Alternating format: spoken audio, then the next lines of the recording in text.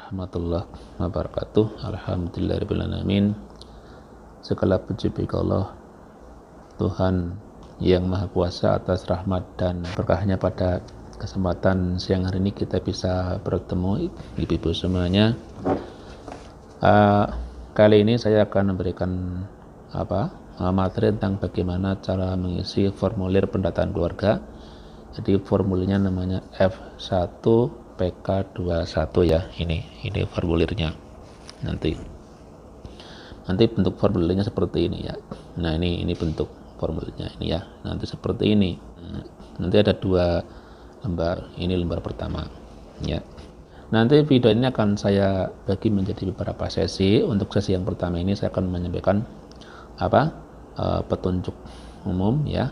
Petunjuk umum cara mengisinya. Terus saya tambah dengan bagaimana cara mengisi kolom-kolom untuk identitas wilayah begitu ya. Ini misalnya ada provinsi, kabupaten, kota, kecamatan, dan seterusnya. Itu yang saya maksud dengan identitas wilayah. Tapi sebelum kita masuk ke pembahasan tentang petunjuk umum, perlu ibu-ibu semuanya ketahui bahwa untuk pendataan keluarga ini yang kita input datanya adalah adanya 3 indikator ya. 1 kependudukan, 2 keluarga berencana, dan yang ketiga adalah pembangunan keluarga ya. Apa itu indikator kependudukan? Itu yang memuat data dan informasi demografi kepala keluarga dan anggota keluarganya. Sedangkan indikator KB atau keluarga berencana adalah yang memuat data dan informasi wanita kawin usia 10 sampai 49. Sedangkan indikator pembangunan keluarga ya, itu memuat data tentang karakteristik keluarga dalam mengimplementasikan fungsi-fungsi keluarga. Ada 8 fungsi keluarga ya. Saya yakin ibu-ibu semua sudah paham dan hafal betul ya. Gitu. Jadi nanti memang ada 3 blok yang akan kita isi ya. Ada blok kependudukan, ada blok keluarga berencana, dan blok pembangunan keluarga itu ya. Terus tentang sasaran ya. Siapa yang akan kita data dalam kegiatan pendataan keluarga pada tahun ini. Ya, kader-kader yang sudah pernah melaksanakan kegiatan pendataan tahun 2015 berarti sudah tahu, karena ini kan kegiatan rutin 5 tahunan sekali ya. Jadi sasarannya adalah ada 2, ada keluarga dan keluarga khusus. Keluarga itu siapa saja? Suami, istri ya. Atau yang kedua, suami, istri, dan anaknya. Atau juga ayah dan anak, atau ibu dan anak. Ayah dan anak ini misalnya karena istrinya meninggal gitu ya, atau cerai ya. Baik cerai mati atau cerai hidup. Terus ibu dan anak ini sama, ketika ayahnya tidak ada, tinggal yang tinggal hanya ibu dan anaknya begitu, baik ayahnya karena meninggal ataupun karena cerai. Terus ada juga keluarga khusus ya. Jadi tidak memenuhi definisi keluarga seperti ini, seperti 1, 2, 3, 4. Tapi ada hubungan keluarga ya. Siapa itu? Misalnya kakak adik yang tanpa orang tua, nenek atau kakek dengan cucunya, atau dia seorang diri begitu. Itu masuk dalam kategori keluarga khusus.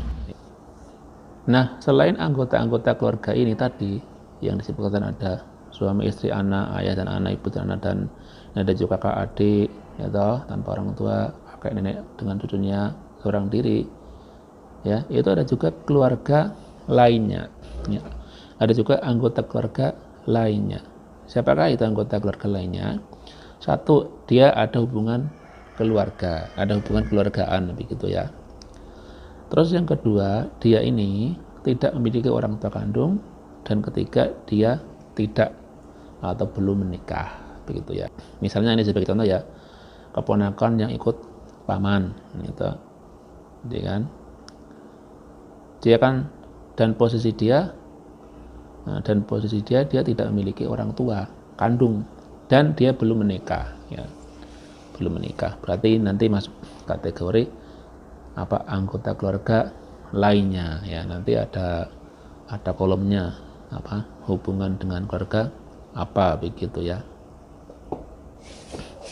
Atau dalam kasus lain, jika ibu kandung atau ayah kandung berstatus cerai, gitu, baik cerai hidup ataupun cerai mati, terus dia ikut keluarga anaknya, itu juga nanti masuk anggota keluarga lainnya.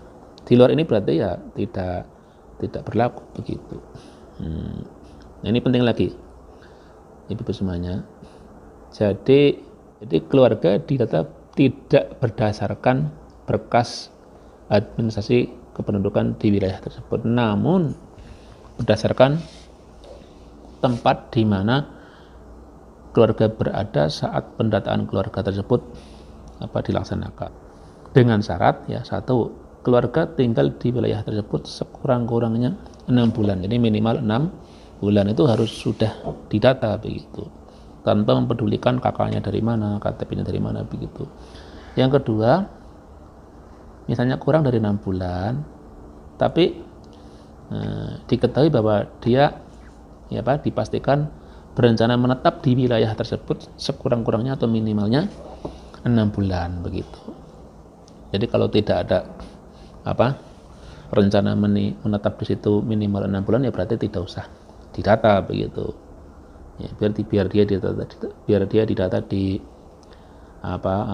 tempat yang tertulis di dokumen administrasi kependudukannya begitu, ya.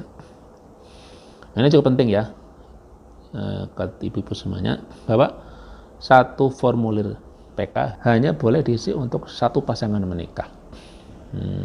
Jika memiliki istri ataupun suami lebih dari satu, maka dicatat di formulir yang berbeda begitu, ya. Ini penting. Terus petunjuk umumnya ini, ya, ibu semuanya, ini yang saya sampaikan petunjuk umumnya. Satu jadi nanti formulir F1 PK21 diisi dengan menggunakan pensil 2B, ya. Jadi tidak boleh dengan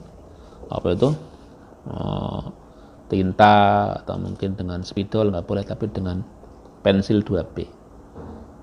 Yang kedua, ini harus diperhatikan ibu semuanya, ditulis dengan huruf kapital. Jadi kalau dengan huruf kecil ini salah, tapi yang benar pakai huruf kapital, ya. Ini. Terus berikutnya, kalau mengisi harus di dalam kotak, jangan melampaui kotak, ya. Ingat ini, huruf kapital dan di dalam kotak. Ini kalau melampaui kotak berarti apalagi di luar kotak, itu salah, keliru. Terus yang berikutnya ini contoh cara kita memberi tanda silang, ya, ping. Ini seperti ini, ya. Jadi penuh sampai ke setiap sudut dari kotak, ya. Misalnya ya, berarti di ping atau disilang pada kolom ya. Tidak, ya tidak berlaku. Jawaban tersebut tidak berlaku, berarti ya tidak berlaku, dan begitu seterusnya, ya. Terus yang perlu diperhatikan ibu-ibu semuanya, kader yang saya banggakan, bahwa setelah nanti kita selesai melakukan pendataan di suatu keluarga, maka kepala keluarga menandatangani formulir tersebut, ya. Nah, jika kepala keluarga tidak ada di tempat, maka bisa diisi oleh istri, ya. Jadi ketika suami tidak ada di tempat, ya berarti diisi oleh istri, atau intinya diisi oleh siapapun yang di keluarga tersebut diidentifikasi atau berstatus sebagai kepala keluarga begitu, ya. Nah, setelah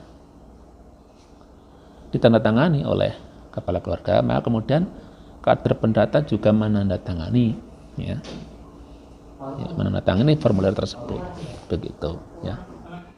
Sekarang sebagaimana tadi saya sampaikan, bagaimana cara kita mengisi identitas wilayah di formulir pendataan keluarga F1 PK21 ini, ya. Yang perlu ditekankan ibu semuanya, kader-kader semuanya, ya. Jadi kode, ya, atau nama, ya,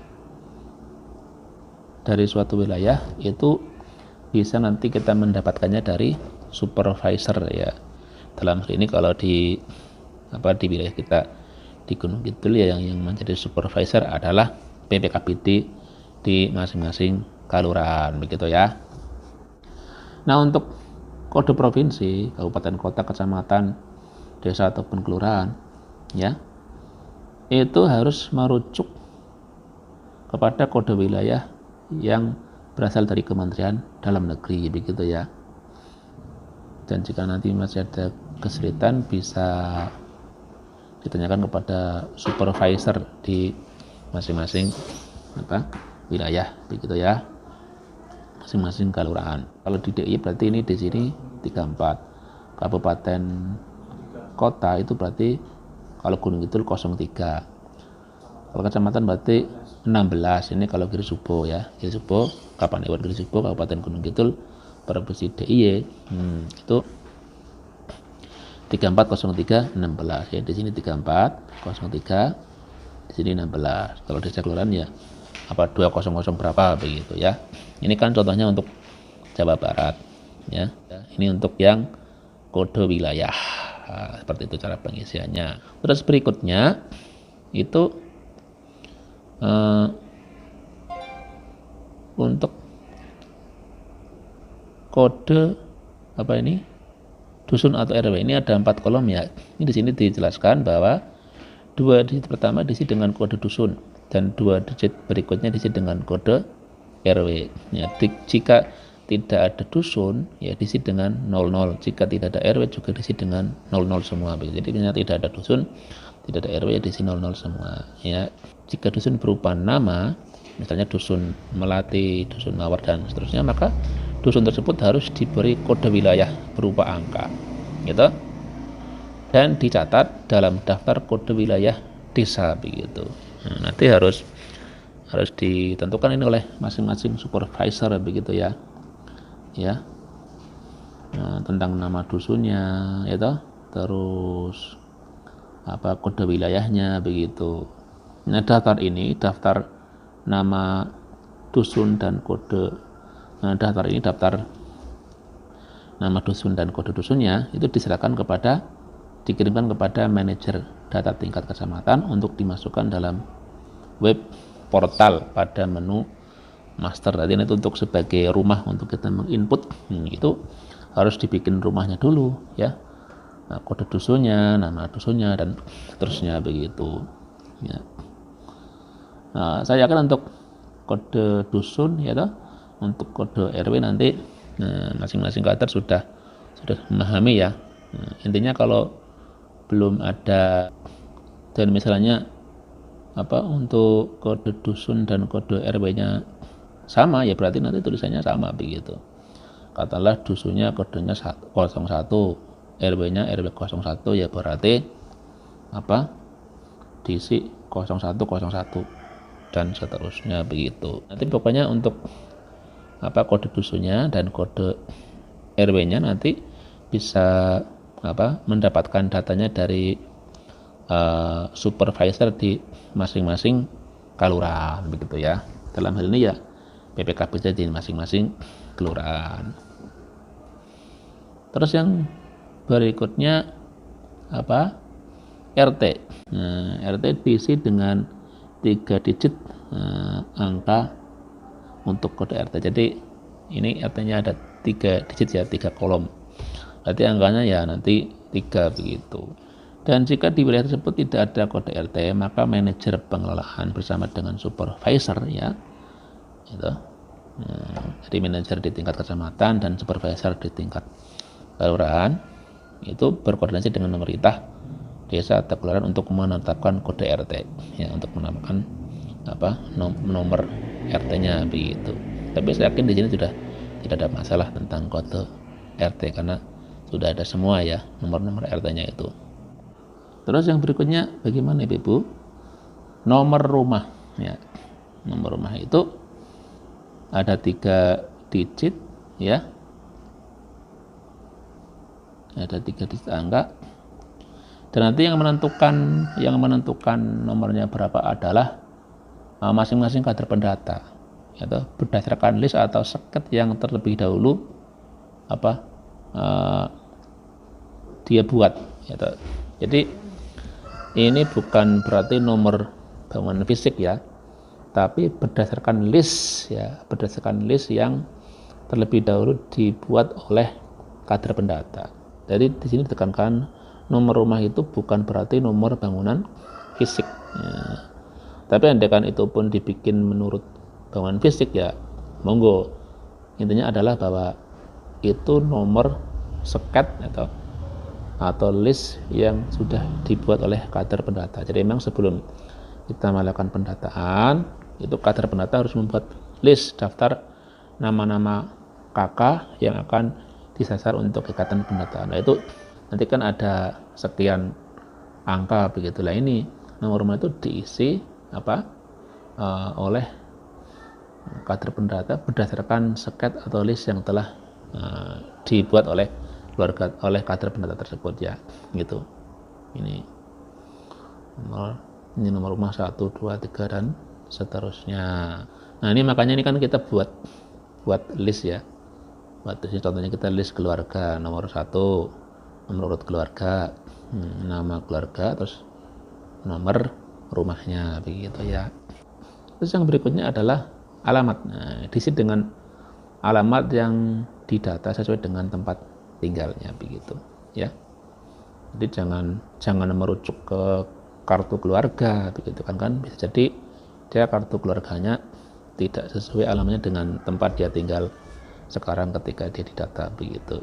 Jadi diisi dengan nama, tempat dia tinggal ketika pendataan tersebut berlangsung begitu ya. Ini itu kolomnya cukup banyak ya, misalnya lebih panjang nanti bisa disingkat tidak apa-apa, tapi saya pikir ini sudah cukup ya. Nah ini tadi sudah kita membicarakan tentang nomor rumah, ini ada juga nomor keluarga. Ini juga sesuai dengan nomor urut yang telah ditetapkan oleh kader pendata saat dia membuat list begitu ya. Sama sebagaimana tadi kader pendata menulis list untuk nomor rumah. Nah ini untuk nomor urut keluarga juga nanti dibuat listnya begitu ya. Tapi kalau nomor rumah bisa jadi sama, karena mungkin dalam satu rumah ada 2 atau 3 keluarga, 3 kakak begitu ya. Bisa jadi dalam sebuah rumah, karena rumahnya gede begitu, terus antara orang tua dan menantu masih di situ ya, orang tua masih lengkap, menantu juga lengkap, punya anak juga begitu kan. Ya itu berarti kan ada 2 kakak, maka mungkin nomor rumahnya sama, tapi nomor kakaknya nomor urut keluarganya pasti berbeda. Ini makanya nanti penting kader itu membuat list terlebih dahulu, membuat seket terlebih dahulu untuk menentukan nomor rumah dan nomor urut keluarga begitu ya. Ini misalnya di rumah nomor 1 terdapat keluarga Ibu Sri dan keluarga anaknya yang tinggal bersama di rumah tersebut, yaitu Bapak Soeharto begitu ya. Ini kan, maka untuk nomor urut keluarganya itu berbeda, nomor 1, nomor 2, tapi untuk nomor rumahnya sama, nomor 1 semua gitu begitu. Ini gambarannya ketika ada satu rumah tapi ada 2 kakak yang tinggal di tempat tersebut, di rumah tersebut, maka nomor rumahnya sama tapi nomor urut keluarganya berbeda ya, seperti itu. Terus ada juga pertanyaan jumlah lembar ya.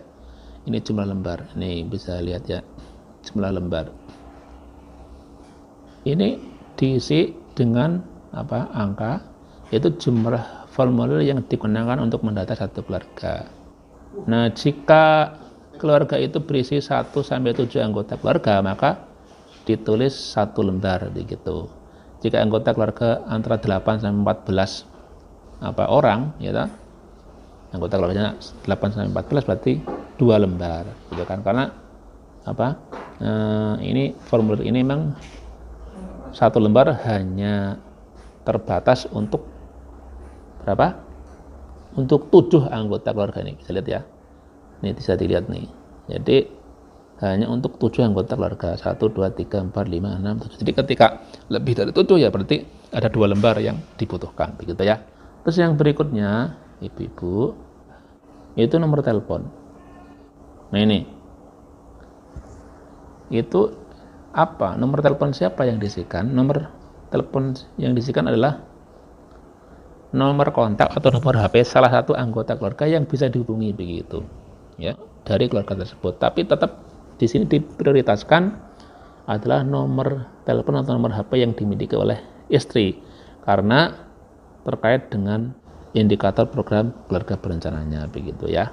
Itu mungkin dari saya sementara itu dulu ibu semuanya tentang petunjuk umum cara pengisian formulir F1 PK21 dan juga cara pengisian untuk identitas wilayah ya, cara pengisian untuk kolom-kolom identitas wilayah. Nanti kita sambung lagi di sesi berikutnya tentang bagaimana cara kita mengisi kolom-kolom untuk blok kependudukan.